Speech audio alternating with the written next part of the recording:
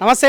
గాంధీ భవన్లో ఉన్నా. సో నిన్నటి నుంచి ఒక పెద్ద బూతు పురాణము కాంగ్రెస్ పార్టీ వాళ్ళు తిట్టుకుంటా ఉన్నారు, బీఆర్ఎస్ పార్టీ వాళ్ళు తిట్టుకుంటా ఉన్నారు, బీజేపీ పార్టీ వాళ్ళు ఏమో ఈ రెండు పార్టీలు తిట్టుకుంటా ఉంటే బీజేపీ వాళ్ళు చూస్తూ ఉన్నారు. సో రాబోయే పార్లమెంట్ ఎజెండాగా బీఆర్ఎస్ పార్టీ అడుగులు కనిపిస్తూ ఉన్నాయి. మాట్లాడడం నాతో పాటు కాంగ్రెస్ పార్టీ అధికార ప్రతినిధి సామ రామ్మోహన్ రెడ్డి గారు ఉన్నారు. అన్న నమస్తే. నమస్తే. గత 2 రోజులుగా చూస్తూ ఉన్నాం. మీ ముఖ్యమంత్రి రేవంత్ రెడ్డి గారు ఏ భాష అయితే మాట్లాడిండో ఆ భాష మేము మాట్లాడదలుచుకోలేదు. సో దాన్ని బేస్ చేసుకొని బీఆర్ఎస్ పార్టీ సంబంధించిన మాజీ ఎమ్మెల్యే బాల్క సుమన్ కూడా అదే తరహాలో మాట్లాడుతూ ఉండు. సో బాల్క సుమన్ తిట్టిన విధానాన్ని ఎట్లా చూస్తూ ఉన్నారు? మీ నాయకుడు ఏ తరహాలో అయితే మాట్లాడో అంతకుమించిన తరహాలో ఆయన చెప్పులేపు మరి మాట్లాడిన విధానాన్ని ఎట్లా చూస్తూ ఉన్నారు? అంటే ఇప్పుడు కాంటెక్స్ట్ ఇంపార్టెంట్. ఎందుకంటే గతంలో ముఖ్యమంత్రి కేసీఆర్ గారు ఇంతకంటే అమనాభూతులు మాట్లాడాడు. ఇప్పుడు మాట్లాడినటువంటి భాష అనేటటువంటిది కాదు, అంతకంటే అమ్మనాభూతులు మాట్లాడు. స్వయం ప్రధానమంత్రిని కూడా తెచ్చిండు. ఆయన మొన్న ముఖ్యమంత్రి గారు మాట్లాడినటువంటి రండా అన్న పదంతో మరి కేంద్ర మంత్రిని పేరు పెట్టి మరి రండా కిషన్ రెడ్డి గారు ఉంటేంది లేకపోతే ఏంది అన్నట్టు మాట్లాడాడు. ఇవన్నీ మనం విజువల్స్ ఈ 2 రోజులలో కూడా మనం చూస్తూ ఉన్నాం. ఇది కాసేపు పక్కన పెడితే బిడ్డని కాపాడతలేరు అనేటటువంటి అక్కసో లేకపోతే స్వార్థం మన అవినీతి బయటపడుతుంది అనేటటువంటి భయమో ఇట్లాంటి అంశాన్ని కాంటెక్స్లతోటి కేసీఆర్ గారు మాట్లాడవచ్చు.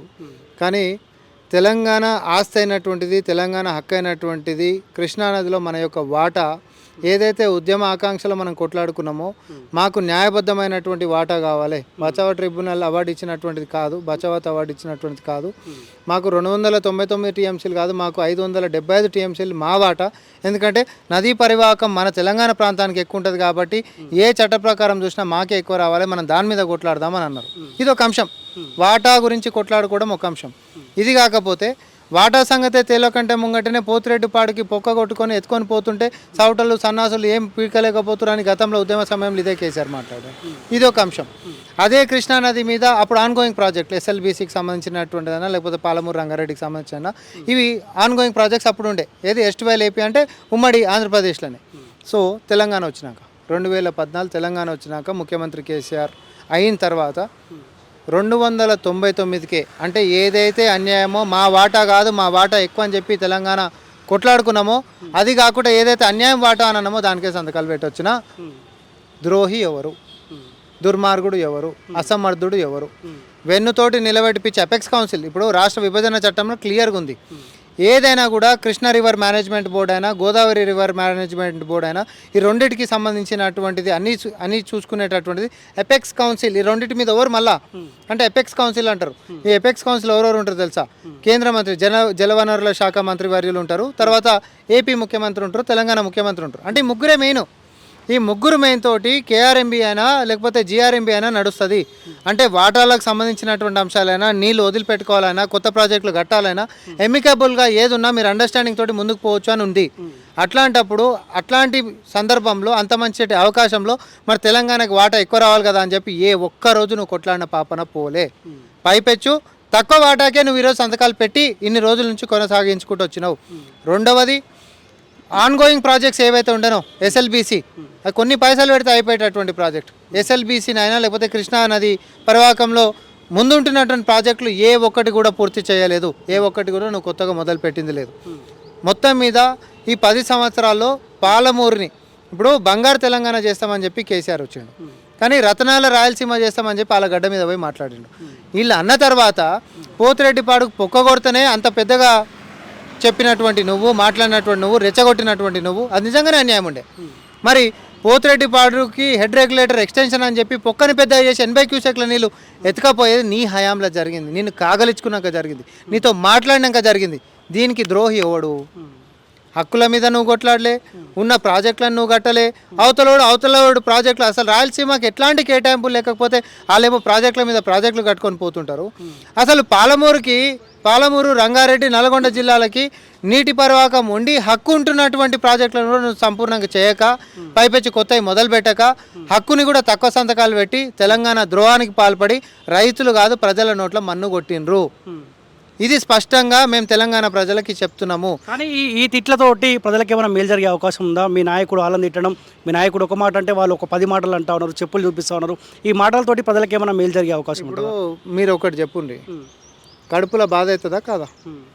నీ చేతిలో అధికారం ఉంటున్నప్పుడు నీ చేతిలో అధికారం ఉండి అధికారంతో రాష్ట్రానికి సద్వినియోగపరచుకునేటటువంటి అవకాశం ఉంటున్నప్పుడు దాన్ని సొంత రాష్ట్రం ప్రజల గొంతు గోయనిక నువ్వు వాడినప్పుడు కడుపుల బాధతోటి ఈ రోజు ఉంటున్నటువంటి ప్రజల ముఖ్యమంత్రి రేవంత్ రెడ్డి గారు మాట్లాడిండు. అవునయా మాట్లాడిండు, ఆవేదనతో మాట్లాడు. మీ లేక అవకాశవాదం కోసం మాట్లాడలే, మీ లేక పక్క రాష్ట్రంలోని మేలు చేయనిక మాట్లాడలే, కమిషన్ల కక్కుర్తి కోసం మాట్లాడలే. అరే గంతెందుకు పోతిరెడ్డిపాకు పెద్ద పొక్క కొట్టుకొని ఆపేటటువంటి అవకాశం ఉన్నప్పటికీ కూడా కాంట్రాక్ట్ టెండర్లు కాల్ఫర్ చేస్తే ఎపెక్స్ కౌన్సిల్ మీటింగ్ ఉండే, ఆ రోజు పోయి గిట్ల కాంట్రాక్ట్లను కాల్ఫర్ చేసారు కదా, ఆపాలంటే ఆగిపోయేది, 100% ఆగిపోయేది. ఆపకుండా ఏం చేసింది తెలుసా ఈ దొంగ, దాన్ని పోస్ట్ పోన్ చేయించి కాంట్రాక్ట్లను కాల్ఫర్ చేయించేది అయిపోయినాక ఆ రోజు మీటింగ్ పెట్టిండు. అయిపోయినాక ఏమవుతుంది మీకు అర్థమవుతుందా? ఇంటిని నమ్మి నీ మీద పెడితే దొంగల్ని ఎంటర్టైన్ చేయించేసేసినాక తర్వాత విజిల్ ఊపుతుండు. నీ హయాంలోనే డోర్ తెరిచినావు, నీ హయాంలోనే దోపిడీకి గురి చేయించినావు, నీ హయాంలోనే అయిపోయిన తర్వాత విజిల్ ఊపుతున్నావు. ఎవనుళ్ళు బనాయించిండ్రు ఆ కడుపుల బాధతో రేవంత్ రెడ్డి గారు మాట్లాడు. కానీ నిన్న ఒక ఆయన చెప్పు చూపించుకొని మాట్లాడుతున్నటువంటిది ఏమనంటే కవిత గారు దళిత కార్డు మీద చట్టాలు అనేటటువంటిది వాళ్ళని కాపాడాలి అని అంటే మనకు నోరుంది కదా అని చెప్పి కులాన్ని అడ్డం పెట్టుకొని మన అవకాశవాదంతో ముందుకు పోయేటటువంటిది చట్టం ఏడ చెప్పలే. అట్లనే ఒకరి మీద వివక్ష చూపించేటటువంటిది ఆస్కారం ఉండకూడదు అనేటటువంటిది మన చట్టాలు మనకు చెప్తున్నాయి. చట్టాలు కదా దాని సంస్కారం కావాలి చాలు, ఏ చట్టాలు చెప్పాలన్నా మనకి తోటోనికి మర్యాద ఇవ్వాలనేటటువంటిది. కానీ నీ హయాంలా నేరేళ్ల ఘటన కాడికించి తీసుకుంటే భువనగిరి లాకప్ డెత్లా చచ్చిపోయినటువంటి మరియమ్మ అయినా, లేకపోతే అటు వనపర్తి ఆడబిడ్డ బీటెక్ ఫీజు రియంబర్స్మెంట్ లేక చనిపోయినటువంటి దళిత బిడ్డ లావణ్య అయినా, లేకపోతే ఎస్సీ సప్లాన్ కింద 1,000 కోట్ల రూపాయలు దారి మళ్లింపు చేయించినప్పుడు అయినా, లేకపోతే అసైన్డ్ భూములని దొరలు ధరణి పేరుతోటి దొంగులకపోతున్నటువంటి తరుణాలలో అయినా ఎక్కడ పోయినావు సుమన్ నువ్వు? ఇవన్నీ అంశాలలో ఎక్కడ పోయినావు? ఏ రోజైనా దళితుల పక్షాన నిలబడి కొట్లాడినటువంటి బాపతివేనా నువ్వు? ఏ రోజైనా ప్రజల గురించి పాటుపడినటువంటి బాపతివేనా నువ్వు? ఎంతసేపు భజన చేసుకుంటా వారి యొక్క మన్ననలు పొందాలనేటటువంటిది నీ యొక్క పదవిని లేకపోతే మీ యొక్క సొమ్ముని పెంచుకోవాలనేటటువంటి తాపత్రయమే తప్ప రాష్ట్రం గురించి కానీ, రాష్ట్ర వనరుల గురించి కానీ, రాష్ట్ర హితం గురించి కానీ పాటుపడ్డది ఎక్కడైనా ఉందా? వ్యక్తి పూజ తప్ప నిజంగానే ఆకాంక్షల గురించి కొట్లాడినటువంటిది మీరు అధికారంలోకి వచ్చినాక చేసింది మచ్చికని ఒకటి చెప్పండి. మేము అడుగుతున్నాం మచ్చికని. మీ నాయకుడు కేసీఆర్ని ఫాలో అవుతుండా ఆ మాటల విషయంలో? ఆయన మాట్లాడిన గతంలో ఆయన అన్నాడు కదా, మేమంటున్నాం అంటే ఆయన ఏమైనా ఫాలో అవుతా ఉన్నారా మీరు? ఇప్పుడు నేను ఒకటి చెప్తా, దీనికి కూడా కారణం 100% నువ్వు కరెక్ట్ అడిగినావు.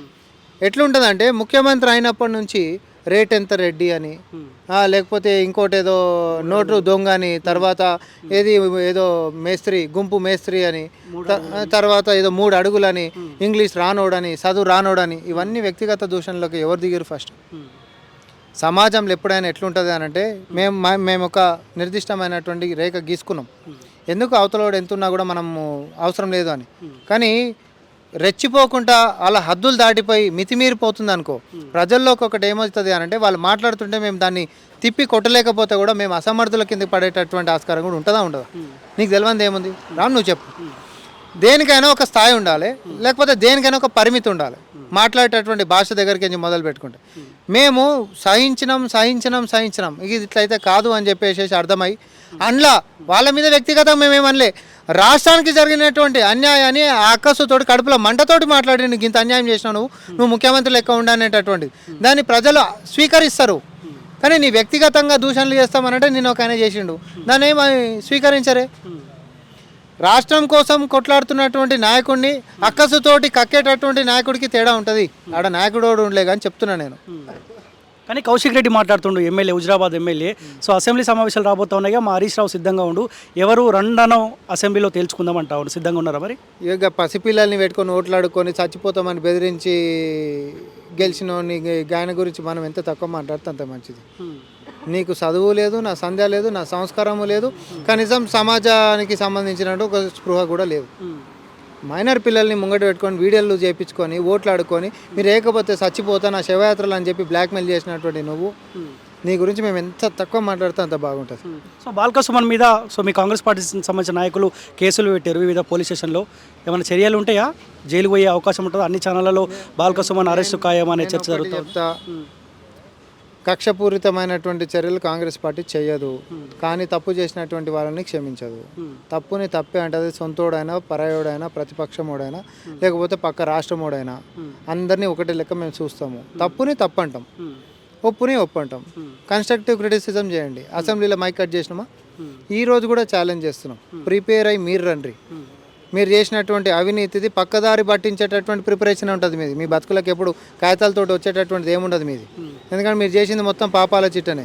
మొత్తం కుటుంబం రౌండ్ టేబుల్లో కూర్చుంటారు. ఇప్పుడు కూర్చొని ఏంది నాయన మన పరిస్థితి అని అంటే ఎట్లన్నా దీన్ని పక్కదారి పట్టియాలరా, ఏదైనా క్షమాపణలను అడిగిపోయాలి, లేకపోతే మనోళ్ళతోటి లేపించి ఇంకేదైనా చేయాలనేటటువంటి అంశాలే రావాలి అని అనుకుంటారు. సో పక్కదారి పట్టియకుండా సబ్జెక్ట్ మీద ప్రిపేర్ అయ్యి సబ్జెక్టుకి కన్ఫైన్ అయ్యి మాట్లాడతామని చెప్పి ఒక శపథం తీసుకున్నారు. ఈ నమ్మకం లేదు కానీ చెప్తున్నాం మేము. లేదన్నా ప్రజలు చూస్తారు కదా మీ బతుకులు ఏంటివి అనేటటువంటివి. సో కల్వకుట్ల కవిత 12 తారీఖు ధర్నా చౌక్ దగ్గర దీక్ష చేయబోతా ఉంది. అసెంబ్లీలో విగ్రహం పెట్టాలంట, జ్యోతిరావు పూలే విగ్రహం పెట్టాలంట. కాంగ్రెస్ పార్టీ దిగొస్తుంది ఏమన్నా? పూలే త్యాగాల గురించి మాట్లాడేటటువంటిది కుంభకోణాలలో విలీనమైనటువంటి నీలాంటి వాళ్ళు మాట్లాడే అర్హత కూడా లేదు. ఎందుకంటే దయచేసి మీరు ముంగట నడిచి పూలే గారి యొక్క గౌరవాన్ని తగ్గించొద్దు.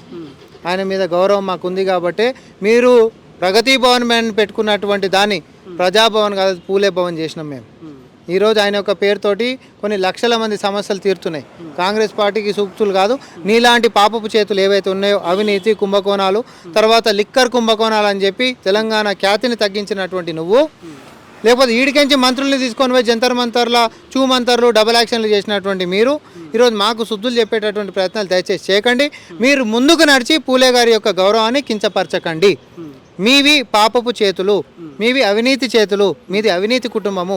మీరు వారి సంఘ సంస్కర్తలు అంటే అంత పెద్ద మనుషుల యొక్క పేరు తీసుకునేటటువంటి అర్హత మీకు మీ కుటుంబానికి లేదు. ఓకే. సో మీరు సికింద్రాబాద్ ఎంపీ నుంచి అప్లికేషన్ ఇచ్చినట్టు గాంధీ భవన్లో టికెట్ వచ్చే అవకాశం ఉందా? సో ఇగో అప్లికేషన్ అనేటటువంటి నేను చేయడానికి సిద్ధంగా ఉన్నా అని చెప్పడం, ఇక మిగతాది పార్టీ నిర్ణయం. అధిష్టానం ఎట్లా నిర్ణయిస్తే గట్ల ముందుకు పోతాం. లేదు మీరు కొట్లాడాలంటే బ్రహ్మాండంగా కొట్లాడడానికి మేము సిద్ధమని మేము అంటున్నాం. కానీ చర్చ ఏంటంటే పార్టీ కోసం కష్టపడ్డ వాళ్ళకు అసెంబ్లీ ఎలక్షన్లో గెలుపు కోసం క్రియాశీలకంగా పనిచేసిన వాళ్ళ నాయకులకు ఎంపీ టికెట్లు ఇస్తారన్న చర్చ జరుగుతూ ఉంది. అలాంటి అవకాశం ఉంటుందా మీ పార్టీలో? అంటే మాకు మా అధిష్టానం మీదనైతే నమ్మకం ఉంది. ఇప్పుడు సొంత పిల్లల లెక్క కష్టపడుతున్నటువంటి వాళ్ళని కాపాడుకుంటాం అని చెప్పి మరి గౌరవ ముఖ్యమంత్రి వాళ్ళు మా అందరి యొక్క నాయకుడు రేవంత్ రెడ్డి గారు అన్నారు. ఎందుకంటే కష్టపడ్డటువంటి పిల్లల్ని కాపాడుకోవడమే కాదు, నెక్స్ట్ జనరేషన్ని 100%గా కాపాడుకోవాల్సిన అవసరం కూడా ఉంది కదా. ఆయన కాపాడుకుంటారనే నమ్మకం కూడా ఉంది. మాకు ఏది బెటర్ అనేటటువంటిది మేమెంత ఆలోచిస్తున్నామో మాకంటే బెటర్గా ఆయన ఆలోచిస్తాడనే నమ్మకం కూడా మాకుంది. కాబట్టి చూద్దాం, వస్తుందనేటటువంటి నమ్మకం అయితే నాకుంది. కాదన్నా అంతకంటే బెటర్గా వాళ్ళు ఏమైనా ఆలోచిస్తారా అనేటటువంటిది కావాలి. కానీ నాకు వస్తుందనే నమ్మకం ఎందుకు. సికింద్రాబాద్ ఎందుకు ఎంచుకోరు? ఒక బలమైన నాయకుడు కిషన్ రెడ్డి ఉండి అక్కడ నుంచి కేంద్ర మంత్రిగా ఆయన కొనసాగుతూ ఉన్నాడు. సో ఇబ్బంది అనిపించేది అక్కడ మీరు అప్లికేషన్ ఇస్తున్నప్పుడన్నా అరే ఈ సీట్ని ఎందుకు ఎంచుకున్నా అని? నేను యాక్చువల్గా అందుకనే ఎంచుకున్నా. బలమైనటువంటి నాయకుడు కాబట్టి వెనుకకు పోయేటటువంటి ఆస్కారం లేదు. ఈరోజు యువరక్తాలు ఏదైనా కూడా రేవంత్ రెడ్డి గారి నాయకత్వంలో ముందుకు సాగుతున్నటువంటి వాళ్ళము. శత్రువు ఎంత పెద్దోడు అనేటటువంటి మేము చూడము. ధర్మంతో ధైర్యంగా ముందుకు సాగడం మాత్రమే మేము నేర్చుకుంటున్నాం ఆయన నాయకత్వంలో. ఈరోజు మేము ధర్మం దిక్కున్నాం, నిజాలు మాట్లాడుతున్నాం, ధైర్యంగా ముందుకు పోతాం. ఈరోజు రాష్ట్ర అధ్యక్షుడు అయి ఉండి ఈరోజు కృష్ణా జలాల వాటాకు సంబంధించినటువంటి ఇంత అన్యాయం జరుగుతుంటే నోటికి ప్లాస్టర్ వేసుకున్నావు నువ్వు. నమ్మిన బంటు లేక కల్వకుంట్ల కుటుంబానికి ఇంకెన్నేళ్ళు పనిచేస్తావు? దా బయటికి రా. అసలు తెలంగాణకు సంబంధించిన మన నీటి వాటర్లు పక్కనోడు కొట్టుకొని పోతుంటే కనీసం చర్యల గురించి నువ్వు కేంద్ర మంత్రి ఆ రోజు అడిసింది ఒక్కరోజైనా ప్రస్తావించిన పాపన నువ్వు పోయినవా? ఆయన పార్లమెంట్లో కూర్చొని నరేంద్ర మోడీ గారు తెలంగాణ అనేది అప్రజాస్వామ్యంగా ఇచ్చిర్రు అని చెప్పి ఆయన మాట్లాడతాడు. వాడు మాజీ ఎంపీ ఆడు ఇంటర్నేషనల్ దాంట్లో కూర్చొని వాడేమంటాడు, బ్లాక్స్ వైట్స్కి సంబంధించినటువంటి డిబేట్లలో కూర్చొని మేము దక్షిణ భారతదేశం వాళ్ళతోటి కలిసి ఉంటలేమో అంటాడు. అంటే మన తోళ్ళు నల్లగునే అని చెప్పి వాళ్ళతో మేము కలిసి ఉంటలేము అంటే ఇంత డిస్క్రిమినేషన్ తోటి ఒక పార్టీ ముందుకు పోతుంటే కూడా ఈ రాష్ట్రం నుంచి రిప్రజెంట్ చేస్తున్నటువంటి నువ్వు చీమునెత్తుడితోటి మెలగాల్సినటువంటి అవసరం ఉంటుంది. ఎంతసేపు ఒక పప్పెట్ లెక్క ఉండకు. కల్వకుంట్ల కుటుంబానికి నువ్వు ఎంత కడ్డసీలు చూపించుకున్నా కూడా అలా పాపం పండింది, వాళ్ళ పక్కకి వెళ్ళిపోయారు. ఈరోజు మీది కూడా అబద్ధపు ప్రచారాలు అనేటటువంటి బయటికి రావాలి. ఇలా పరిపాలన ఎంత దిగజారిపోయిందంటే సింటెక్స్ ట్యాంక్లను జాతీయం చేస్తున్నటువంటి పరిస్థితికి బయర్రీలు. ఆయన కేంద్ర మంత్రి లెక్కుండి, లేకపోతే మండీల లిఫ్ట్లను ఓపెన్ చేస్తున్నారు. సింటెక్స్ ట్యాంకును ఓపెన్ చేయడానికే సాధారణంగా వార్డు కమిటీ సభ్యుడు వస్తాడు. మండీలలో లిఫ్ట్లు చేయడానికి అందులో ఉంటున్నటువంటి కమిటీలలో ఒక చైర్పర్సన్ లేకపోతే ఒక డైరెక్టర్ వస్తాడు. ఏడికి తీసుకొని వచ్చిర్రు? సహాయ మంత్రి లెక్క ఉన్నప్పుడు ఏ రోజు ఏ సహాయం చేయలేదు. నువ్వు క్యాబినెట్ మంత్రి లెక్క వస్తే సింటెక్స్ ట్యాంకులు ఇస్తున్నావు. దయచేసి ఇలాంటి పరిపాలన మాకు వద్దు. మాకు తెలంగాణ ఆకాంక్షల గురించి కొట్లాడేటువంటి వ్యక్తులు కావాలి. పసుపు బోర్డు ఇస్తామని చెప్పి ప్రధానమంత్రి వచ్చి మొన్న అన్నాడా? ఏది గెజిట్ ఏది ఇప్పటిదాకా? ఇట్లా పూటకు ఒకటి అబద్ధాలు ఆడుకుంటా తెలంగాణ ప్రజలు అంత పిచ్చోళ్ళ లెక్క కనిపిస్తురా, ఎర్రోళ్ళ లెక్క కనిపిస్తురా? నువ్వు ఫస్ట్ కృష్ణా జిల్లాలో దాని మీద స్పందించు. నిన్న విజయసాయి రెడ్డి అనేటటువంటి వ్యక్తి పక్క రాష్ట్రమోడు మరి పార్లమెంట్ పోయి మాట్లాడుతుండు. నీటి వాటాల గురించి మనం ఈడ మన హక్కుల గురించి మాట్లాడితే ప్రభుత్వాలు కూలిపోతాయని హెచ్చరిస్తుంటే సిగ్గు అనిపిస్తలేదా మీకు? కేంద్ర మంత్రిలో ఉన్నావు, ఈ రాష్ట్రం కెంచి మన నీటి హక్కుల గురించి నువ్వు జెండాలు మనం పక్కకేసి మరి మనం కొట్లాడాలి. మనం అందరం ఈడ కాంగ్రెస్ లేదు, బీఆర్ఎస్ లేదు, బీజేపీ లేదు, ఇంకే పార్టీ లేదు. సంఘటితమై మన హక్కుల గురించి ఫస్ట్ మనం కొట్లాడాలన్నా వద్దా? 10 సంవత్సరాల్లో బీఆర్ఎస్ ఎప్పుడు కొట్లాడలే, నమ్మక ద్రోహం చేసింది. కనీసం కాంగ్రెస్ కొట్లాడుతుంటే విలువలు కలిగినటువంటి ఏ ఒక్క వ్యక్తి అయినా, తెలంగాణ మీద చిత్తశుద్ధి ఉంటున్నటువంటి ఏ ఒక్క నాయకుడైనా కలిసి నడుస్తాడు. ఎందుకంటే మనం తీసుకున్నటువంటి సంకల్పం మన ఆస్తుల గురించి. దయచేసి మీరు స్పందించాలి, నోటికి ప్లాస్టర్లు తీసేసేయాలి, మీరు కేంద్ర మంత్రి లెక్క వ్యవహరించాలి. Okay thank you so much అన్న. సో ఇది మొత్తానికి తిట్ల పురాణం అయితే కొనసాగుతుంది. ఈ తిట్ల పురాణం రాబోయే పార్లమెంట్ ఎలక్షన్లో ఏ పార్టీకి మేలు జరుగుతుందో చూడాల్సిన అవసరం ఉంది. ఇది సామా రామ్మోహన్ రెడ్డి గారితో ఫేస్ టు ఫేస్. చూసుకోండి college TV. Thank you so much.